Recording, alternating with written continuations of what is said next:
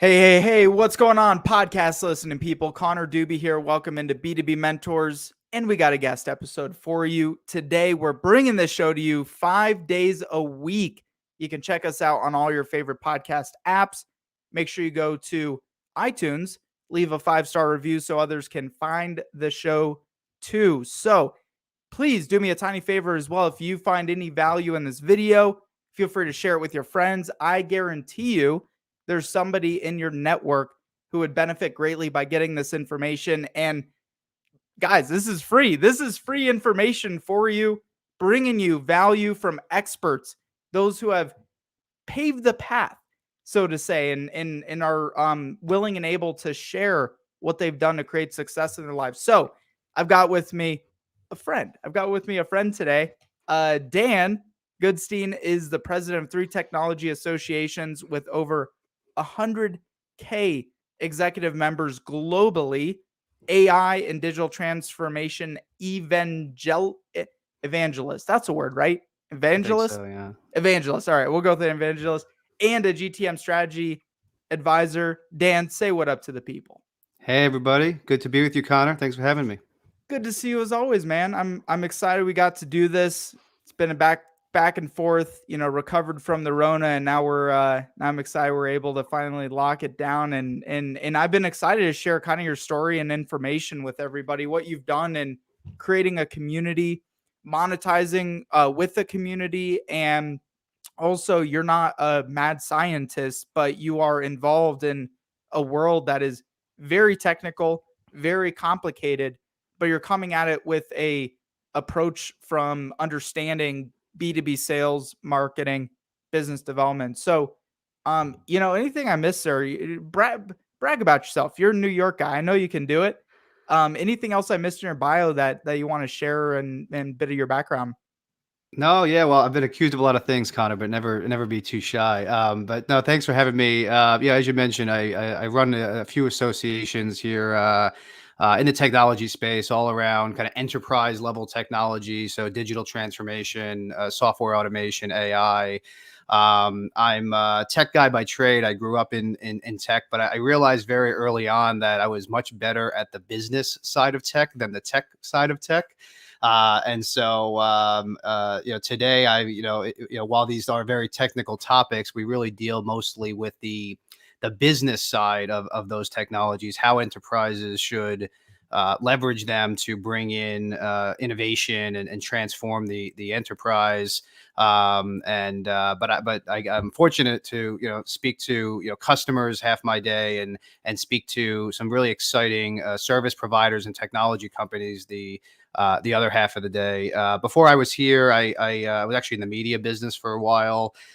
So very familiar with some of the things that you guys are doing. And as you know, I'm a big fan. So happy to be here and share some nuggets with everyone. Were you kind of always in like a techie when you're younger? Always wanted to be in the technology space? I did, yeah. My dad ran an IT company when I was a kid, and growing up in New York, it wasn't too hard for him to get me to, open up a bunch of computers, and he paid me in bagels, which was a big thing for me as a kid. It's a very New York Jewish thing to do, coming from New York Jewish can't family. Get away from the stigma. Yeah, exactly. So so that was how it started. I liked opening stuff up and messing with stuff and playing with stuff. And then I initially went to school for computer science. But like I said, started getting more interested in the business models, the go-to-market strategy, how to message and position different technologies, differentiate different technologies. And then I ended up running a media company for a while, and then kind of fell back into technology and said, wouldn't it be great if we could kind of leverage the two models, right? Help people from a media standpoint deal with these really complicated technologies. And I met up with the founder and then CEO of the first association, which was the Outsourcing Institute Technology Outsourcing Association. Ran the media business there for a while, and yeah, got to tell really just do storytelling. Right at the end of the day, it's about storytelling. Telling customers how they could do things better, and helping providers better tell their stories to potential clients. What is it you're seeing out there? Why are people in these industries sucking it at marketing well, communicating well, and like just telling their story well? Yeah, well, we could do a 3-hour session on that, right? But I'll give you some of the nuggets, right? I mean, first of all, you're talking about an industry that's largely driven by technical people, right? The founders and the smart guys that build these technologies or created these technologies are usually technical people, right? And technical people usually aren't the best at sales and marketing, right? So already you have a disconnect. You have this, if we build it, they'll come mentality, which we all know doesn't work. And so that's kind of the first challenge. The other is the world has evolved from a model where you're selling hardware and you're selling capex kind of things, big investments, to more of a as a service economy, right? People are selling software, they're selling things that are based on utility and consumption, and in some cases even based on outcome. And so that's a very different sale than the old school sales organizations were used to selling. And so that creates a little bit of a challenge as far as how do you position some of these really new innovative technologies around AI. There's a lot of noise out there, right? So AI is one of these things. It means a lot. It also means nothing in some cases, just because everybody uses the term now Right. to Or differentiate. I was going to say digital transformation. Like, what the hell does digital transformation actually mean? Yeah, yeah. Because Well, everyone uses it nowadays. and it means different things to different people, right? So for us, it's really about helping a large enterprise really transform the way that they're doing things, and being more customer service centric, and being more efficient, and being less human centric and human dependent, creating additional revenue channels and things like that. But there's digital marketing, there's digitization, there's a whole bunch of different things under that umbrella. So that's confusing, right? Because not only do you have to figure out what you're providing, but you have to figure out what people are buying and what they what stigmas are attached to the terminology that you're using, right? And so that becomes a challenge. And then obviously the pandemic threw a wrench in it and everything. Our industry, like a lot of industries, really depended way too much on physical gatherings and events and conferences and things like that. And so I speak to a couple vendors a day who are struggling with getting the word out and generating pipeline, because there's no events for them to go to, and so Mm-hmm. they either don't know how to do it, or they're really bad at doing the things that they're doing, and they're looking for ways to get the word out and generate revenue. What are some of the most promising innovations you're seeing in AI and technology for B2B sales and marketing application? And Yeah, it's also a too, because what I think is there's so many freaking options out there nowadays that it's a lot of noise. And number two, I think so many are also trying to overly automate that they're becoming way underproductive from what we used to be. Like, I think salespeople are becoming less productive than ever before, probably. Well, there's like as I kind of alluded to before, there's a lot of noise, right? And there's a lot of tech companies, software companies that are trying to solve a problem that they don't really understand, right? So you look at some of these automated technologies, and we've all been in that situation where we get all these inbound LinkedIn messages, and you can tell that it's not a person, right? So are you ever going to respond to any of those? No. By the way, the ones that are more personalized, the better technology, there are some that are more personalized that actually work really well. But generally speaking, this is a software tool that and I'm a reformed geek, so I could say that some geek created, and never really understood sales, the sales process, the relationship factor that's so important, and it's a volume play, and they're just trying to create software and sell licenses and that kind of thing. So, but there is some really interesting technology around AI, around a couple different areas. One is sentiment analysis, where you have algorithms now that can get a sense for both written and verbal cues, right? And this is also being used in kind of contact centers, customer service situations where they can tell when you're ticked off at the agent versus happy, right? And so they can handle those situations differently, either less automated or more automated, depending on the situation. What I'm really excited about is AI from a sales standpoint in conversational AI. There's some really interesting technology coming out now that can really mimic more of a human, back and forth type of interaction versus a standard automated email that you can tell is not personalized. And so it kind of it does the best of both worlds in the sense that it does huge amounts of volume. But actually, in some cases, the person on the other end doesn't even realize they're talking to a machine because it's and is that good. even is it even to the point right now? Because I hear I'll give you an example. We have a client of ours who they sell multi million dollar sourcing projects to like Fortune 100 companies. And these could even be a couple $100 million deals, and they've been trying to automate prospecting on LinkedIn. And so, in even a B2B sale like that, is AI to the point to be able to prospect those types of accounts, do you think? Yeah, I find that those are tricky because, listen, any lead generation effort, it's garbage in, garbage out, right? Unless you are training and leveraging your years of tribal knowledge to get something, it could be, by the way, it could be a person or an AI or an to understand what your target audience really is. Then it just becomes a lot of junk. I mean, I've had situations like that where I've got a bunch of leads generated by this thing, and it's the worst of all worlds because they're not qualified, they're not good quality leads. It's taking me time to go through them, wasting my time. I'm paying for this stuff, and at the end of the day, I'm not anywhere further than I was before.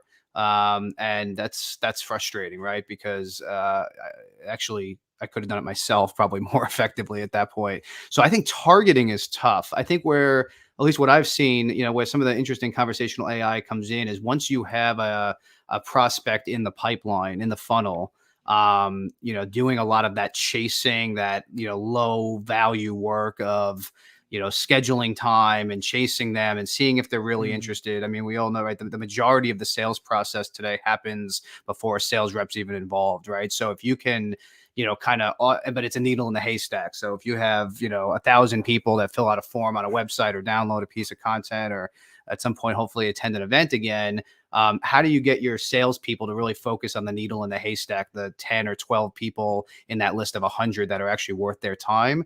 And so there's some interesting technology that kind of, bridges that gap.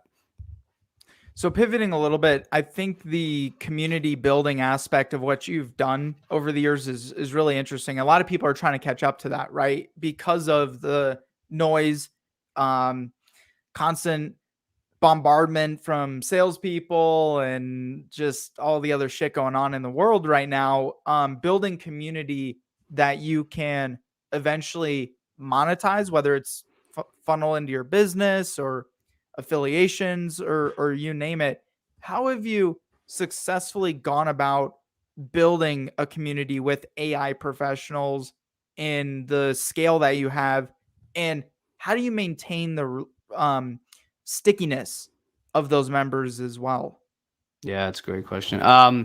So when I joined the first association, the Which, Outsourcing by the way, Institute, guys, ERPA AI. Just want to, if you want to shout your email or your website out, what we're referring to here is ERPAAI.com.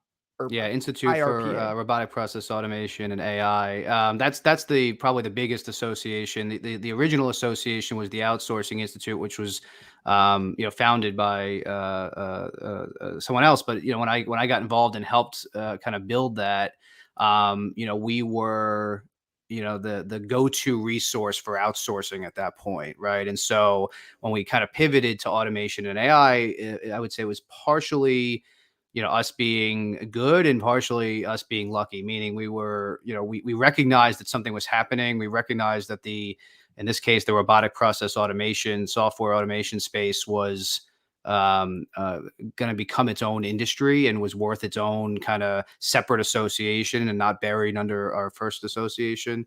And so we launched it at that point, and we were the first ever industry neutral resource for people that were getting into that business. So they found us. Google was very good at it, good to us. We did the first ever at least neutral industry robotic process automation event. And so it just kind of caught on. We eventually pivoted to more of a chapters model.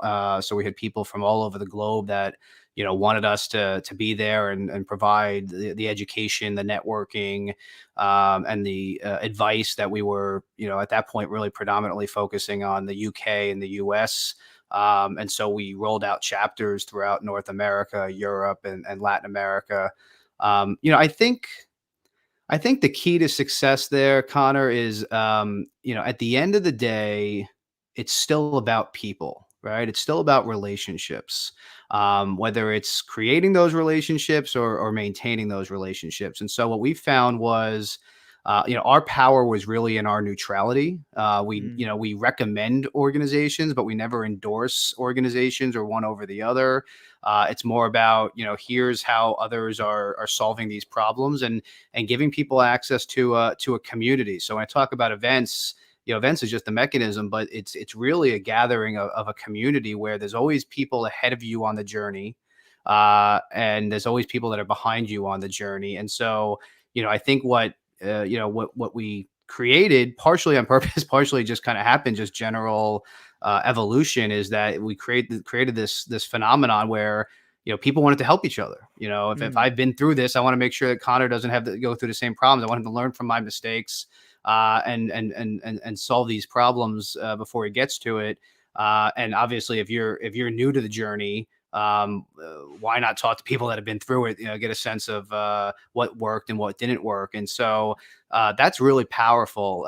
We layered in things like teams of subject matter experts, advisors and analysts and things who could provide more expert level advice and connections and recommendations and things like that. But largely it was really a media play where we were publishing content, thought leadership, best practices, and that kind of thing, and also providing that kind of information via physical events and through the chapters. But at the end of the day, I really think it's the peer-to-peer learning from others in the community that really set us apart, and we were the only ones doing that in these spaces. And I think the development of something as complicated as like an AI software or automation of some form or another can't really be done in a vacuum, right? Like there's one formula that somebody may have that you don't have access to.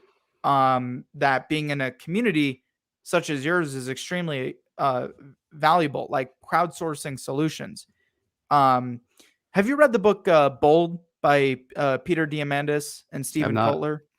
Yeah, it kind of makes me think what you're doing with ERPA is kind of like that. Is you could solve pretty much any technical global problem or challenge if you have the ability to crowdsource, which we do. We live in a world of unlimited crowdsourcing of uh, creative capital and innovation capital and human capital, I guess. So I just find that really interesting. And you like you guys hit it right at such a good time, I think, for having an association like that. And it's incredible what you've built there. What else? So if you and I were to start from scratch, and people who are listening into this, let's say we wanted to build an association for B2B marketers, um, but that's a very competitive sector, right? How would you go from 0 to 100K in an association like that today? Like if you ever start from scratch today? Yeah, I think I think I would find a niche, right? I think part of the challenge with what's out there, right, and you alluded to it before, right? There's no shortage of information out there these days. That's kind of the good news and also the bad news. The bad news in the sense that, it's really difficult, I think, to figure out who to trust out there. For example, even in our industry for a while, most of the content and thought leadership was actually provided by the technology providers. Well, there's a little bit Mm. of an issue with that, right? They have a motive, right? And it's not malicious, but they want to make money. They want to sell software or sell technology, right? So I think it's one is finding a niche where people are struggling, and then where you can pull together like I say, a community, but just not just a community of anybody, a community of people at different places in the journey, different stakeholders from different standpoints, with different opinions. And in our case, I think part of the success was, it was a little bit of a chicken and egg, right? Because we were the first event in the space and first association in the space, so people kind of gravitated towards us. But we leveraged a network of not just individuals, but of companies, of experts, right? Who wanted to share their experiences. So I guess the advice I would give is, figure out who the experts are in that particular space, right? And start with that. I always tell people, I'm not the smartest guy in the industry. I'm fortunate to be at the center of a large ecosystem, and so I tell people, if I don't know the answer, I know the person who knows the answer, right? Mm. And that's the powerful piece. That's the connection piece that there's really no problem that you can't solve if you can get connected to the right people who are either an expert in that field or have just been there and been in the trenches and know what to look for, right? The true value of connection, right? It's not what you know, it's really Who who you know, yeah. who you know. And that's the beauty of building a platform like that too, is you can reach out to any maybe AI professional that your community looks up to or studies and say, "Hey, we've got this community of people who would love to hear from you. Would you be interested in contributing a video, an article, you name it?" It's kind of what I've done with this podcast, but in a not I'm still growing the big boy 100K membership, but working on it. Yeah, Um but you have and in that sense, the challenge becomes, how do you vet the people, right? Like mm, we were fortunate in the sense that when I brought a subject matter expert in, it was because insert your Fortune 500 company name here was using them as an advisor, right? So they I knew that they were somebody had already kind of vetted them, and so right. again, it doesn't have to be their opinions the only opinion, but I knew that if they were one of the opinions at the table, that it was legitimate. I think the issue right now is there's just so much garbage out there. You don't know who's for real, who's just selling something, what their motive is. Everyone claims to be an expert, right, on social media, right, and so that's the challenge. So at this stage, who should consider getting involved with ERPA AI community? Oh yeah, anybody. So any individual who is working on an automation project or selling an automation or AI service is who we're here for. From a company standpoint, it's usually one of two groups. It's a large enterprise who is trying to figure out how to automate, how to leverage AI, who to do it with, where to do it, what parts of the organization to do it in, and how to do it. And then from a vendor standpoint, they have an offering that involves those types of technologies and are looking for either a community to sound check certain things, or promote those certain Mhm. things, I'm sure to they an turn to audience you to that's source predisposed to it. talent too, of course, within your Yeah. community. Yeah, that's something that kind of we stumbled upon, and we do have a team here that does some recruiting and placement and stuff like that. Because what we found was, people with real experience in these spaces is kind of unique. Actually, both from a business standpoint and also a technical standpoint, there's a huge tech shortage in software automation and AI. But from a business standpoint, it's becoming very, very desirable to hire business execs who have run or built or managed these types of programs. So yeah, that's kind of something that's there's a lot of ways to monetize a network. We've chosen primarily a sales and marketing kind of model where we Mm. provide services to help vendors get the word out and create leads and pipeline from our audience. But recruiting is another, and every once in a while we get called from a PE or a venture capital firm looking to do some research, and it goes on and on, right? Yeah, it's incredible, and for B2B marketers too, finding those little pockets like ERP AI to be able to get your content in front of, get your information in front of, is significantly more valuable than just going and blasting it out to the universe and then hoping the right people are going to see it. Yeah, So that's a that's terrible another. way to do it. Yeah, it's yeah, and by the way, whether it's us or any industry group like that, I would say, you want to, especially if you're on a budget, right? You're not going to outmarket the big guys, right? Mhm. But you can market smarter, right? You can target better, and so I would say whatever industry you're in, whatever, find the ERPA AI of that business, and Mhm. find an audience of people that are predisposed to what you're selling. My old sales mentor, used to use the analogy. If you're a Bible salesman, you ideally want to sell to people that are already religious. It makes the sales process a little bit more difficult if you've got to sell them the religion and then sell them the Bible, right? So find a group where there's a bunch of religious people, right? If you're trying to sell a Bible. And you can sell ice to an Eskimo because, they need it to build their igloo, of course. Exactly, exactly. That's such a funny term. The old adage of that. What else before we wrap up here? What else is are you seeing that's super exciting on the forefront of technology right now that you believe will have the biggest application across the industry, or even if there's one particular industry that you think there's the biggest application for AI technology? Yeah, I think there's a couple different kind of subcategories of AI, right? And so where we're seeing some interesting things is there's a lot of company. So 80% of data in large enterprises is still not digital; it's still unstructured. And so there's some organizations using some very interesting technologies around computer vision and natural language processing and a variety of other AI technologies to get that data into a digital format that then can be consumed, better by other AI or even people, right? And so when you call that call center, they actually have all of the relevant information in front of them, which has been not the case for a long time.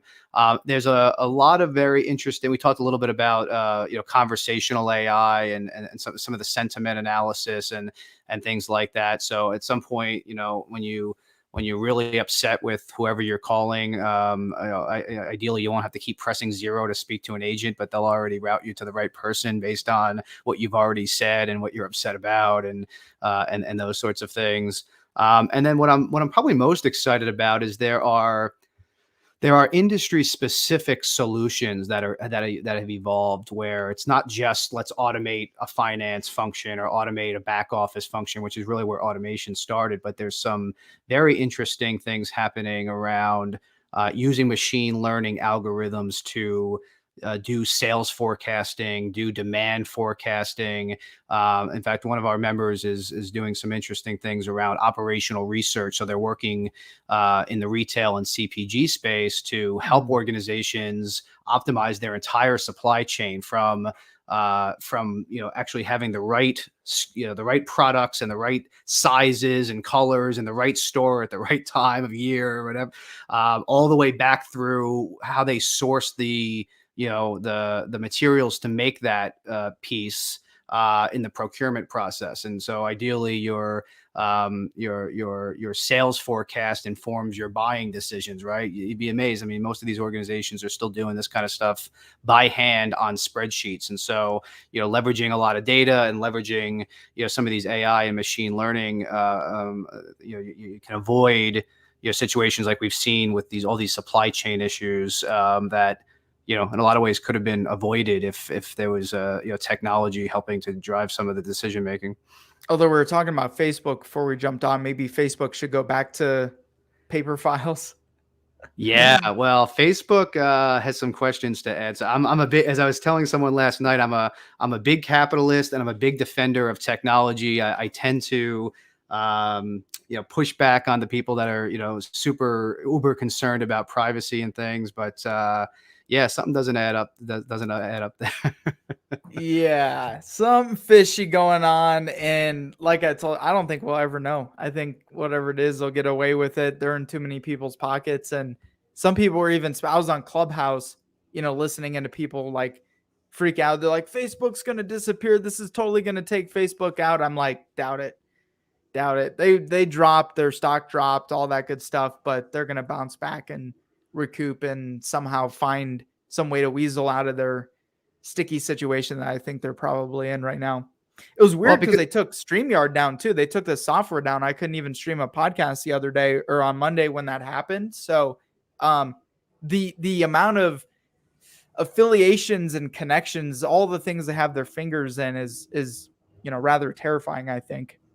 Yeah. Well, they're the community that we've been talking about, but they're the all things to all people community, right? And so they're in every space, which just makes it, good from a business standpoint, but maybe a little scary from a societal standpoint.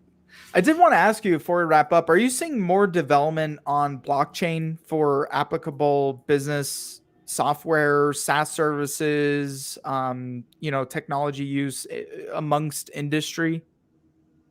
A little bit. We're seeing some blockchain becoming part of solutions. I don't know of any pure blockchain products that are out there with the the someone would build something on top of it, right? Like a Right. software stack around the usage of blockchain. Yeah, You so can some of just that. apply blockchain, right? You can't just take it and use Yeah, that it's itself more in of a a, business. I see it as more of a philosophy, like a design philosophy. There's obviously there's the crypto stuff, and then there's this recent surge in kind of NFTs, right, which is blockchain based. So that's interesting. But from an enterprise standpoint, maybe a little in financial services, but I'd love to learn more. If anybody watching is in that space, I'd love to meet them and learn.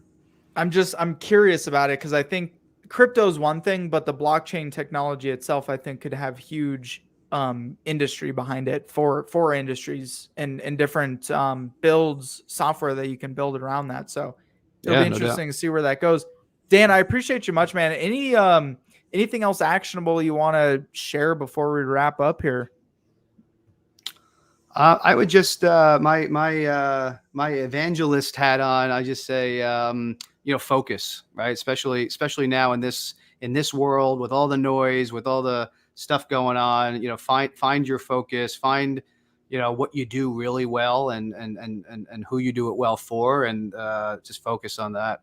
That'd be my advice. I think that's the best advice, my friend. And then what's the best way for people to find you, follow you, get into contact with the Dan Goodstein? Yeah, Daniel Goodstein on LinkedIn, at Dan Goodstein on Twitter, ERPAAI.com is the association, and look forward to connecting with you all. Definitely. Go give this guy a shout. Let him know that you saw him on B2B Mentors. Dan, stick around for one quick second while we wrap up here. And all of you watching, hopefully, I know I got one golden nugget out of that. Make sure you go and subscribe. You can check out all the past episodes. We're on iTunes, Spotify, iHeartRadio, Spreaker, you name it. You can find us and also can watch the videos and live streams, of course, when we stream these. Make sure to share them out. Send me a DM if I can do anything for you whatsoever. Much love. Make it great. And I'll see you over on the other side.